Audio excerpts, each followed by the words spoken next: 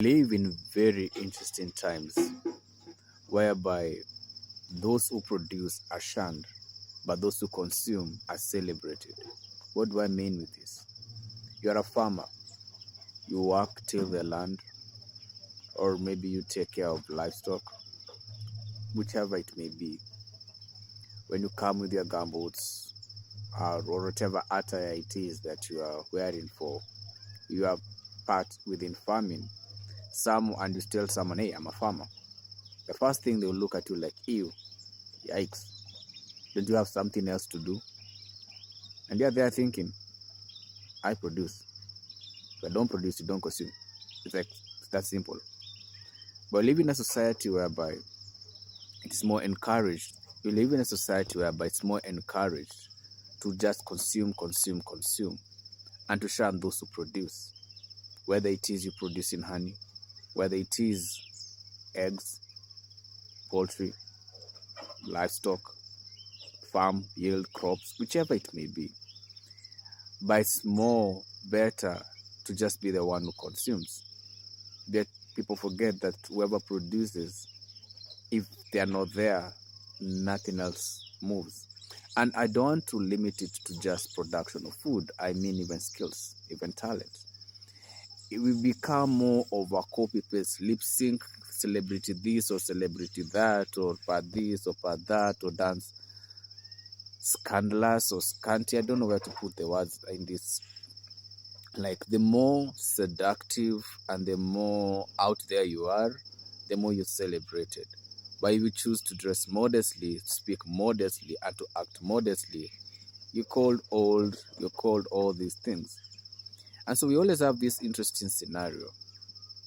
We'll always have the complaints of the music is this, is bad, and the entertainment is bad. But you ask someone, who's your favorite musician or actor? And then hypocrisy just hits literally, and you realize it is the same people they complain about. And then you ask yourself, if you know that that's poison, and you know it's poison in your mind, your spirit and your soul, why would you encourage it? And most people give all lame excuses like, well, you see, I'm not like that, I'm old, I'm mature. No, it really doesn't matter. You consume filth, you become filth. It's not rocket science. It's that simple. We are what we consume, what we read, what we listen to, what we watch, conversations we entertain, things we're engaged in, build us up. Because in that moment of your intrusive thoughts, or in that moment in your silent in point of reflection, those things that you do, they start to play out. And that's the scary part, actually, when they start to play out, because you're doing all the wrong things, or watching the wrong things, or engaging in things you should never engage in. You become exactly that.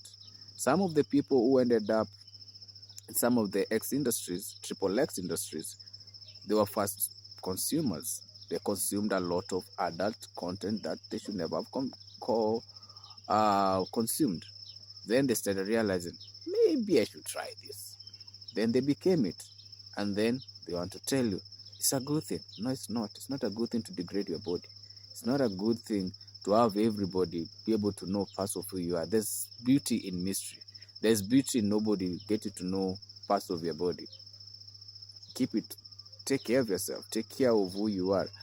And that becomes the very sad part of life, when all we do is shun creativity, shun talent and skills, and accommodate nonsense, accommodate scandalous kind of lifestyles, even the content people are watching. If it's a program or a show that is healthy, low ratings. But if it's scandalous and whatever it may be has a higher rating, then that makes you wonder what's really going on. Look at how people look at views. Views is the one that is more scandalous and more messed up. Now, does it mean this is everybody? Not really. Yeah, it could be an 80% sad, but there's a 20% that doesn't play that game. And what I'm loving right now, we have like two types of communities being built, across the globe. We have the 80% producing and consuming content that's really messy and sad and degrades the society. But you have the 20% who are standing up and say, not in my house, not in my community, not in my country, not in my, and calling people out. And that's what I love about where we are right now. We have two camps, and each camp is going all out. And the beauty about it is someone now has better options.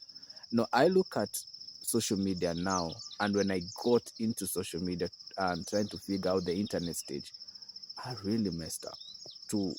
To separate what was real and what was not, I really messed up. But over time, I became mature at it. I'm looking at a child and I'm thinking, you will literally mess up. But is there hope? Yeah, there is hope. There's hope when we call things out. We should never allow things like content with explicit words played where they're children.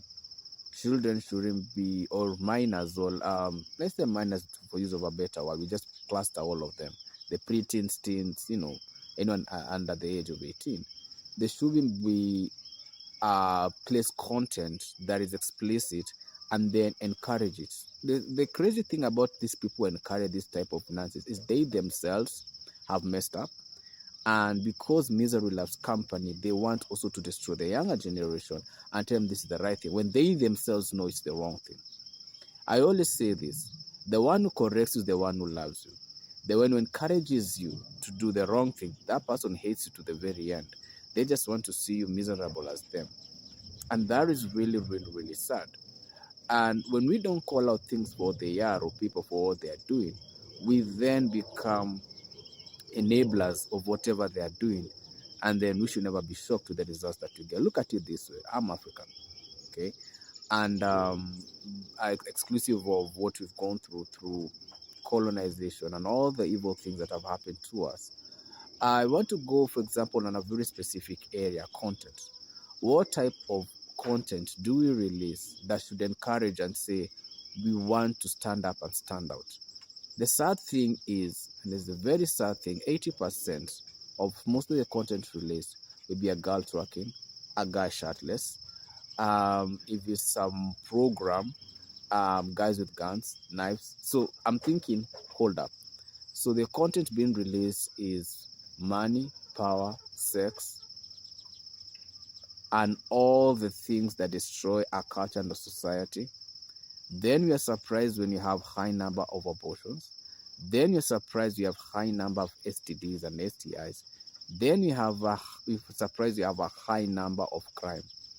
Back in the day, when I would compare, it's funny that I even have to compare this, but when we were to compare in terms of crime. So let's say back in the day, we used to have, not pickpockets, the type of robber who literally take whatever gadget you have, whatever you have. Back in the day, what used to happen when you'd find yourself in these scenarios, they would slap you, rough you up, maybe not to the extreme, and they'll let you go, and they'll tell you, hey, next time get a better phone, or better this, or better that. They'll let you live. Right now, you see a young guy, or a young lady, and they tell you, give me whatever they ask for you, pray to your God. Because the fact is, the probability you're coming out alive is next to zero. And the scary part about it is, even after they pull the trigger or stab you, whatever they choose to do to you, for whatever pennies they took from you, they'll just go and blow it out somewhere in some lame thing. And then when they get caught, they're like, it's poverty. And I'm thinking, I grew up in poverty. I'm still struggling. But does that then make me go and harass another individual because I feel entitled because I didn't have, you shouldn't have? That kind of mindset where you put people in one area or a system, in the way the system has been built to break us. But what we've encouraged one another and say, hey, this type of content we are watching or we're encouraging is destroying our society. These kinds of rhetorics that we are encouraging is destroying our society. Calling things out and calling people out for what we are seeing. Children should never be exposed, or minors should never be exposed to explicit content, whatever, whether it's to view or listening. There should be rules around this. But here we are, hypocrisy at its best. Easy to point the finger at the one on the other end, people forgetting the three fingers that always point back.